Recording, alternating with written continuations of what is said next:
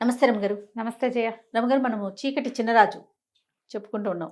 వాళ్ళందరినీ మసిపూసి మారేడుకాయలు మారేడుకాయలు చేసి చేశారు. అక్కడ పెట్టాడు. తెల్లారేసరికి చేరిపోయాడు. పొద్దున్న లేచేస్తే ఏముంది, వీళ్ళు ఇంకా మత్తులో దోగుతున్నారు. కాస్తా కోస్తా స్పృహ వచ్చి చూసుకుంటే ఒంటి మీద బట్టలు ఉన్నట్లేవు, ఏమిటో చేతులు కట్టేసి ఉన్నట్టున్నాయి. అయోమయంగా ఉంది వాళ్ళకి. జనాలు ఒకళ్ళు చేరిపోయారు. పొద్దుటిపూట కొడకాళ్ళు బుడ్డాళ్ళు వాళ్ళు వీళ్ళు చేరతారా, వాళ్ళందరూ కేరింతలు కొట్టారు. ఎవరో ఉన్నారు, మసిపూసున్నారు, వీళ్ళు మొహాలు గుర్తుపట్టేలాగా లేవు. నగలు తీసేశాడు. అందరికీ నెత్తి మీద స్థిరస్థానాలన్నీ తీసుకెళ్ళి ఒక మూల బారేశాడు. అక్కడేదో మురుగుంటుంటే అందులో బారేశాడు. బట్టలు లేవు, గోచిపాతరాయిళ్ళుగా ఉన్నారు ఇంచుమించుగా. అందరు దిశమొల్లలతో ఉన్నట్టే, ఏవో చిన్న చిన్న వస్త్రాలు. లోపలేసుకునేవి ఎంత ఉంటాయి. అక్కడి నుంచి జనం అంతా చేరారు. కొంత నోట్లో కొన్నేమో వాళ్ళవి ఆ శిరస్త్రాన్ని మెళ్ళలో వేసుకుని మఫ్లర్ లాంటివి నోట్లో కుక్కేశాడు. మూలేదా ఆలేదు, నోటి నుంచి మాటలు రావట్లేదు. వాళ్ళకేదో తెలుస్తోంది కానీ తెలియటం లేదు. అక్కడి నుంచి జనం అంతా చేరారు. గందరగోళం. సైనిక శిబిరం ఇది. వాళ్ళేనో కాదో తెలీదు, దగ్గరికి వెళ్తే ఏమవుతుందో తెలీదు. జనాలంతా చేరారు. ఈ లోపల ఒకళ్ళు ఇద్దరు తొందరపడి కాస్త ముందుకెళ్తుంటే ఇక్కడ నుంచున్నాడు కాబట్టి ఓబోయ్ ఇంకా నయం అందులోకి వెళ్ళామంటే నువ్వు ఏమవుతుంది, దీన్ని ట్యాంపర్ చేసినట్టు అవుతుంది సాక్ష్యాలని. అదొకటి. వీళ్ళు నీ మీద పడతంతారేమో తెలీదు, అసలు వాళ్ళు ఎవరో తెలీదు. రాజభట్లు వచ్చేదాకా వీళ్ళని ముట్టుకోకూడదు. ఇక్కడి నుంచి ఖబర్ అందించాలా. లేనిపోంది వాళ్ళ జోలికి వెళ్ళామంటే నీ నెత్తి మీదకి వస్తుంది, నిన్ను ఉరికంబానికి ఎక్కిస్తారు, నువ్వే చేసావంటారు అనేసరికి ఆ ముందుకెళ్ళిన ఉత్సాహవంతుడు కూడా వెనక్కి వచ్చేసాడు. జనం అంతా చేరిపోయారు. ఈ లోపల రాజస్థానానికి కబురు వెళ్ళింది. ఇక్కడ సైనిక శిబిరంలో కొంతమంది కట్టేసి ఉన్నారని, వాళ్ళ మొహాలు నిండా మసి ఉందని, ఒంటి మీద గుడ్డలు లేవని, సైనికులు లేరని, వీళ్ళే సైనికులేమోనని అనుమానంగా ఉందని. ఈ మొత్తం మీద ఏం చేశారు, సరే ఇంకొంతమంది వచ్చి ఆ నోట్లోంచి గుడ్డలు లాగితే వీళ్ళే మేబేరమన్నారు. వీళ్ళని ఎట్లా తీసుకెళ్లాలో తెలియలే. సరే ఆయన అన్నాడు, ఎలా ఉన్న వాళ్ళని అలా తీసుకొచ్చేసేయండి అన్నాడు. ఇక చేతులు కాళ్ళు కట్టేస్తున్న జనం అందరినీ సభలోకి ప్రవేశపెట్టారు. పెడితే ఏముంది, గోచిపాతరాయిళ్ళు, మొహాల నిండా ఒంటి నిండా మసి, వీపుల మీదేమో చీకటి చిన్నరాజు రాస్తుంది అని రాసేసి ఉంది. ఇక దాంతో నేను అన్నాడు, ఎవరో చేశారు ఇది కావాలని. ఏం తాగారు అనేది వీళ్ళు చెప్పలేకపోయారు. వీళ్ళు ఏం చేశారు, ఎవడో ఒకడు ఏదో తెచ్చాడు, అవి తాగామని చెప్పల. వాడెవడో ఒక పల్లెటూరు వాడు వచ్చాడని, తమ మొహాల మీద ఏదో విసిరాడని, దానివల్ల తాము స్పృహ తప్పి పడిపోయామని వాడిది చేశాడని చెప్పారు. వాడు చెరుకు రసం తెచ్చాడు, మేము తాగాము, వాడిని మ్యాన్పులేట్ చేద్దామనుకున్నాం, వాడు మమ్మల్ని మ్యాన్పులేట్ చేశాడు. అలా నిజాలు ఎవరు చెప్తారు. అదే కదా, ఎవడో ఒక పల్లెటూరి వాడు అన్నది మాత్రం జనంలోకి వెళ్ళింది. పల్లెటూరు వేషంలో ఉన్నాడు వాడు. అక్కడి నుంచి ఈయన అన్నాడు, సరే కాపలా పెంచండి, పల్లెటూరు వేషాల్లో పై ఊళ్ళ నుంచి వచ్చిన వాడు ఎవరైనా ఉన్నారేమో కనుక్కోండి, ఏ ఏ సత్రాల్లో మనుషులు ఎవరు దిగారో చూడండి అన్నారు. ఆ ఆజ్ఞలు వెళ్ళిపోయినాయి బయటికి. వీళ్ళనేమో నిలబెట్టారు. ఆ కాళ్ళు చేతులన్నీ కట్లన్నీ ఊడదీసేసరికి వీళ్ళని ఏం చేద్దామండి అంటే, వీళ్ళెందుకు వెతవలు, వాడెవడికో దొరికిపోయారు, చంపేయండి వీళ్ళని అన్నాడు. అనేసరికి ఆశ్చర్యపోయారు అధికారులంతా. ఏమిటో ఒక 15 మంది మత్తుకి లొంగి దొరికిపోతే వాళ్ళని చంపేస్తారా, మహా అయితే సస్పెండ్ చేస్తారు, అంతేనా. అసలు జరిగింది ఏమిటి అనేది చెప్పవలసింది వాళ్ళు. వాళ్ళు చెప్పింది నువ్వు నమ్మేవో నమ్మలేదో. వాళ్ళు ఉంటే వాళ్ళని ఎవరినో గుర్తుపడతారు కనీసం. అది కూడా చేయకుండా ఇంతమందిని, ఒక అధికారిని 15 మంది భటుల్ని చంపేయటం అంటే ఉరితీసేయండి అందరినీ అన్నాడు. మొత్తం రాజస్థాన్లో ఉన్న వాళ్ళందరికీ కష్టం వచ్చింది. ఒట్టి పుణ్యానికి వాడేం చేయలా, వాడెవడో చేసేది ఒట్టిగా కట్టేసి వెళ్ళాడు. వీడికి రాజరికం తెలుసా, వీడికి రాజులు ఇట్లాంటి శిక్షలు వేస్తారు. ఈ 15 మందికి ఒక్కొక్కడికి ఒక్కో పటాలాన్ని ఇచ్చి ఊరంతా వెతకండి మీరు గుర్తుపడతారు కదా అనాలి. అది కూడా అంటల్లవాడు. మా పరువు తీశారు కాబట్టి వీళ్ళని చంపేయాలంటాడు. పరువు తీసి వాడెవడికో దొరికారు. మొత్తం ఆస్థానం అంతా ఎదురు తిరిగిపోయింది రాజవర్మకి. అందరికీ మంట వచ్చింది. కానీ ఏమంటే వీడు ఏం చేస్తాడు. అవును. అక్కడి నుంచి అంతఃపురానికి వెళ్ళాడు. వెళ్ళేసరికల్లా చెల్లెలకి చెప్పాడు, ఎవడో చీకటి చిన్నరాజు అని ఒకడు తయారయ్యాడు కొత్తగా, విప్లవకారుడు, సైనికులందరికీ మసిపూసి చేశాడంటే ఈవిడేమంది, నువ్వేమిటి ఊళ్ళో తిరుగుతావు, నువ్వు రాజుగారికి ఎవరు ఫర్గా ఉన్నారు, నీకెవరు ఫర్ అవుతున్నారో చూసుకోవా, నేను అంతఃపురంలో ఉండేదాన్ని, ఇంకా బాగా చూసుకోవాలి. వీరవర్మ అని ఒకడు ఉండేవాడు, రాజుకి కుడిభుజంగా ఉండేవాడు. మన మహారాణిని వెడలంపేశాక కూడా రాజుగారి చుట్టూతా తిరిగేవాడు. అతనికి మనం ఈయన్ని అంతఃపురంలో బంధించేసామని చాలా మంటగా ఉంది. వాడెవరినైనా చేశాడేమో, ఇట్లా ఏర్పాటు చేశాడేమో, ఎవరైనా అతనే చేశాడేమో ఈ పని, ముందు అతన్ని బంధించు, అతన్ని చెరసాల్లో వేయి, భయపడతారు జనం. ఇప్పుడు అతని దీంట్లో అంటే అతను తర్ఫీదు చేసి ఎవరినైనా ఈ పని చేయిస్తుంటే పెద్దవాడిని బంధించామనుకో, చిన్నవాళ్ళు ఏం చేస్తారు, సైలెంట్గా ఉండిపోతారు. అవును. అనేసరికల్లా వీరవర్మని బంధించారు. జనాలంతా ఆశ్చర్యపోయారు, ఎందుకు బంధించారు? ఈ వీరవర్మ అరెస్ట్ కూడా ఏం రహస్యంగా జరగల, ఓకే. ఓపెన్గానే జరిగింది. ఊళ్ళో తిరుగుతున్న వినయపాలుడికి వీరవర్మని బంధించారని తెలిసిపోయింది.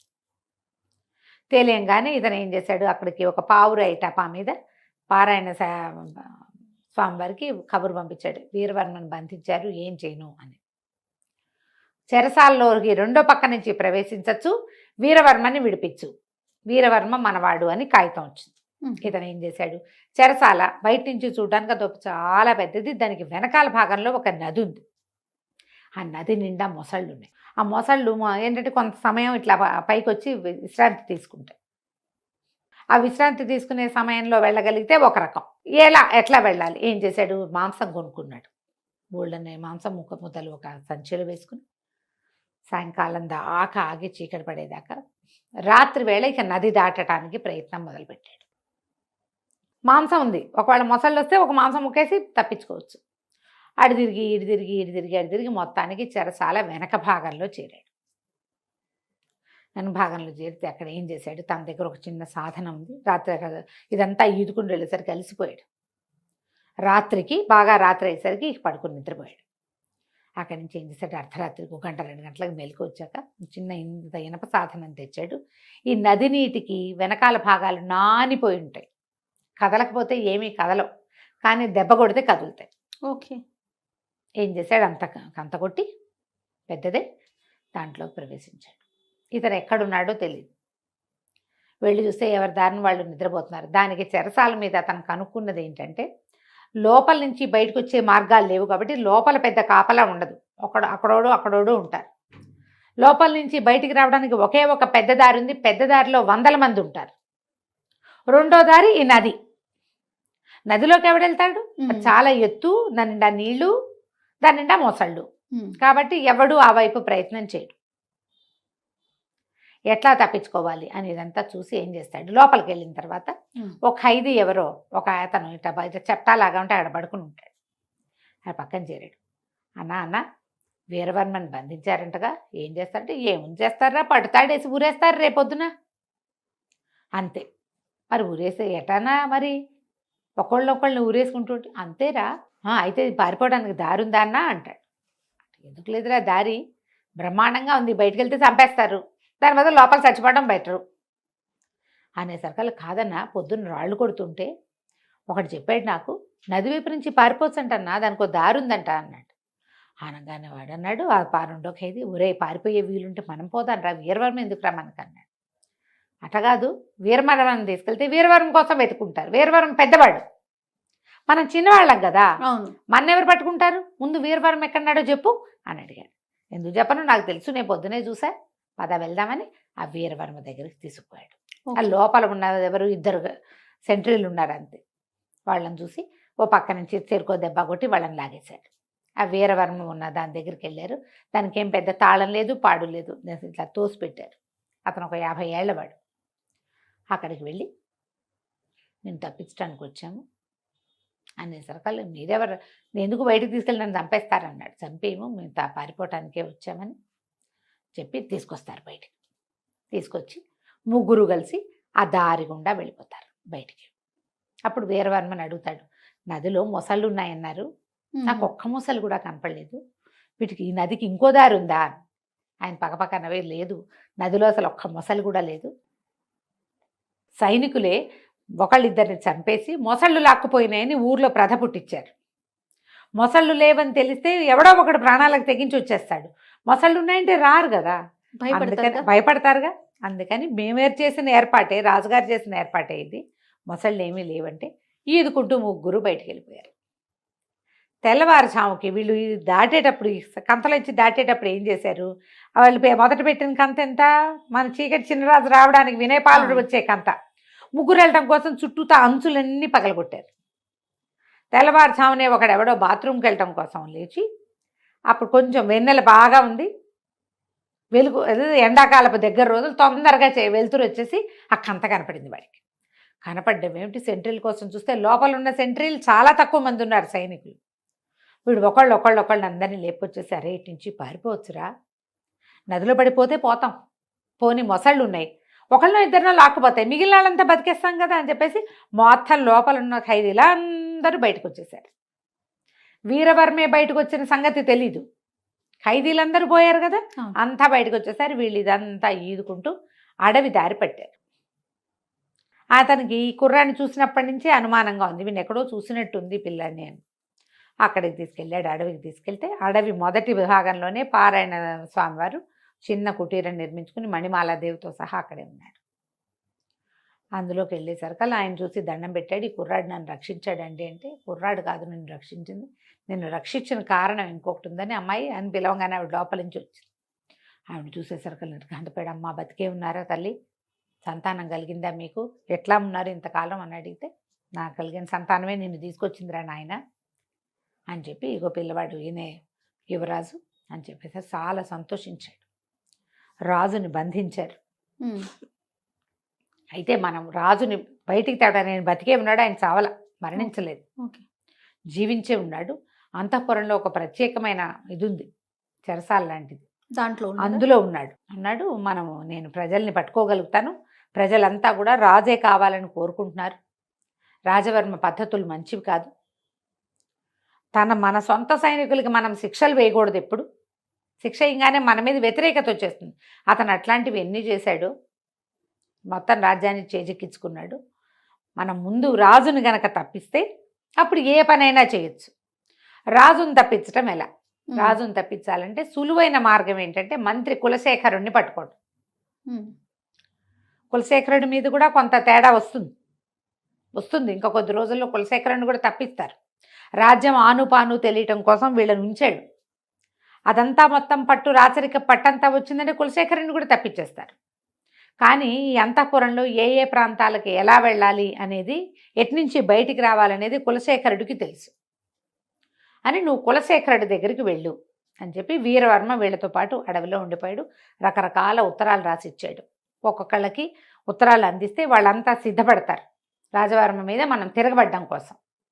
నేను కొంతమందిని మేనేజ్ చేస్తాను, నువ్వేమో కులశేఖరుని కలుసుకోమన్నాడు అనేసరికి ఈ లోపల ఏమైంది, అక్కడ ఎప్పుడైతే ఈ జైలు ఇదైపోయిందో ఈ విషయం ఎట్లా బయటకు వచ్చింది, రెండో పక్క నుంచి వెళ్ళొచ్చని ఎవడో బయట నుంచి కొట్టాడు. అది లోపల నుంచి చేయబడిన హోల్ కాదు. ఇప్పుడు ఒక గోడ పగలగొట్టినప్పుడు అది ఎటు నుంచి మొదట పగిలింది అనేది తెలుస్తుందిగా ఇంజనీర్లకి. బాగా పరీక్ష చేసి బయట నుంచే ఎవడో వచ్చాడు, ఈ బయటవాడెవడు, ఎవరు బయటవాడు అని బాగా ఆలోచించి వీరవర్మని అరెస్ట్ చేశాం కాబట్టి రాజుగారికి నమ్మిన బంటు పాత మంత్రి ఏమైనా ఈ ఏర్పాటు చేశాడేమోనని మంత్రి గారిని బర్తరఫ్ చేశారు, ఉద్యోగం నుంచి తీసేశారు. ఆయన ఇంటికి వెళ్ళిపోయాడు. ఈ మన వినయపాలుడు వాళ్ళ ఇంటికి వెళ్ళాడు, మంత్రి గారి ఇంటికి వెళ్ళి మీ పరిస్థితి ఏంటి అని కనుక్కున్నాడు. కనుక్కుంటే ఆయన అన్నాడు, నువ్వు ఏం పని మీద వచ్చావు, నీకు అసలు ఏం కావాలంటే రాజు జీవించి ఉన్నాడా లేదా, రాజవర్మ వల్ల ఇలాంటి చాలా ఇబ్బందులు వస్తున్నాయి, నా పేరు చీకటి చినరాజు అని చెప్పాడు. ఈయన ఆశ్చర్యపోయాడు, నువ్వు ఎవరి పనుకొని వచ్చావు, నేను చూస్తే మొహం చూసినట్టుంది కానీ గుర్తు రావటల్లా, ఆవిడెప్పుడు 20 ఏళ్ళు అయిపోయింది ఆవిడ వెళ్ళిపోయి, వీళ్ళకి ఏం గుర్తుంటుంది, ఏదో చూసిన మొహంలాగా ఉంటుంది. అయితే ఈయన ఏమన్నాడు, లోపల రాజుగారు ఉంటే రాజుని తప్పించవచ్చు కదా, తప్పించాలంటే రాజుగారికి చెప్పాలి, రాజుగారిని తీసుకురావాలంటే ఎవరికైనా ఒకడికి దారులు చెప్పాలి. దారులు కనుక ఒకసారి తెలిస్తే రాజుని తేవడంతో ఊరుకుంటాడా, వాడు ఎవడైనా ఊరుకోడు, వాడు ఇంకో ప్రయత్నం చేస్తాడు. అంటే ఏ ప్రయత్నము చేయను, నేను ఎలా వెళ్ళాలి ఎలా తీసుకురావాలో చెప్పండి, మీరు దారి చెప్తే దారి ప్రకారం నేను వెళ్తా. నేను బాగా ఆలోచించి ఇంకో దారి లేదు, రాజును బయటికి తెచ్చేందుకు మార్గం లేదు, ఆయనకు సొంతంగా సంతానం లేదు, ఈ కుర్రాడు నేను రాజు కొడుకునని చెప్పలా, ఒక ఏమంటారు విప్లవకారుడానే చెప్తున్నాడు, వీరవర్మని నేను తప్పించాను, వీరవర్మ అనుయాయినని చెప్పాడు. నీ దగ్గరికి వీరవర్మే పంపించాడు, వీరవర్మ తప్పించుకున్నాడు, ఇదంతా తెలిసింది కథే కదా. అందుకని ఈయనేం చెప్పాడంటే దీనికి ఒక మార్గం ఉంది, ఈ అంతఃపురంలోకి రోజు విడిచి రోజు నీళ్లు వదిలిపెడతారు నదిలోంచి, అక్కడ ఒక పెద్ద ఇనప గేట్ ఉంటుంది, 10-15 మంది సైనికులు కాపలా ఉంటారు. ఆ గేట్లోంచి పిట్టను కూడా లోపలికి పోనివ్వరు, గేట్లు ఎత్తుతారు, ఇనప గేట్లు. ఇప్పుడు మన ఈ ఆనకట్టలకి ఎత్తుతారుగా రిజర్వాయర్లకి, ఆ ఇనప గేట్ ఎత్తినప్పుడు లోపలికి నీళ్లు వెళ్ళిపోతాయి, లోపల ఒక కొలను, తర్వాత వంట ఇంటి అవసరాలకి మొత్తం కావాల్సిన నీరంతా లోపలికి వెళ్ళి అవి నిండిపోగానే దారి మూసేస్తారు. రోజు విడిచి రోజు లేదా 2 రోజులకు ఒకసారి. ఆ దారి నుంచి చేపను కూడా రానివ్వరు. జల్లెళ్ళు ఉంటాయి, జల్లెడ ఉంటుంది, మనుషులు ఉంటారు. అదొక్కటే దారి లోపలికి వెళ్ళటానికి. ఆ దారి గుండా వెళ్ళొచ్చు. అక్కడి నుంచి ఒక ఇది గీసిస్తాడు అంటాడు, ప్రత్యేకంగా ఒక ప్లాన్ గీసిస్తాడు. రాజు ఫలానా చోట ఉంటాడు, నువ్వు ఈ దారి గుండా ఇలా వెళ్ళి ఇట్లా వెళ్ళి అక్కడికి వెళ్ళి ఆయన్ని తీసుకురావాలి. తీసుకొచ్చాక ఆయన్ని బయటికి తేవడానికి ఒక ప్రత్యేక మార్గం ఉంది. మార్గం మూసేయాలి. మళ్ళీ ఒక్కసారి ఆ మార్గం రాజవర్మ కానీ ఒక్క సైనికుడికి తెలిసినా కష్టం. ఇది కేవలం ఆనుచారంగా రాజుకి మంత్రికి మాత్రమే తెలుస్తుంది. సంతానం కలిగాక రాణిగారికి చెప్పేవాళ్ళం. సంతానం ఇక్కడ కలగల అంచేత రాణిగారికి తెలియదు. రహస్య మార్గాలు ఉన్నాయని తెలుసు ఆవిడికి, కానీ ఎక్కడి నుంచి ఎటు అనేది ఆవిడకి తెలియదు. మా తండ్రి ఈ రాజ్యానికి మంత్రిగా ఉండటం వల్ల మాకు మాత్రమే తెలుసు, ఎవ్వరికీ చెప్పకూడదు అనేసరికల్లా సరే ఒప్పుకున్నాడు. ఇప్పుడు ఎట్లా ఈ నీళ్ళల్లోంచి వెళ్ళాలి? సరే ఏం చేయటం మొదలుపెట్టాడు. నదికి ఎగువన ఇప్పుడు ఈ నది నీళ్ళ గుండా ఎట్లా లోపలికి వెళ్ళాలి అనేది ప్లాన్ మొదలుపెట్టుకున్నాడు. ఎలా మన చీకటి చిన్నరాజు అయినటువంటి వినయపాలుడు లోపలికి వెళ్ళాడు, ఏ రకంగా మహారాజుని బయటికి తెచ్చాడో మనం 3వ భాగంలో తెలుసుకుందాం. తప్పకుండా రమ్మగారు. నమస్తే. నమస్తే. సుమన్ టీవీలో మీ పర్సనల్ అండ్ బిజినెస్ ప్రమోషన్స్ కోసం కింది నెంబర్కి కాంటాక్ట్ చేయండి.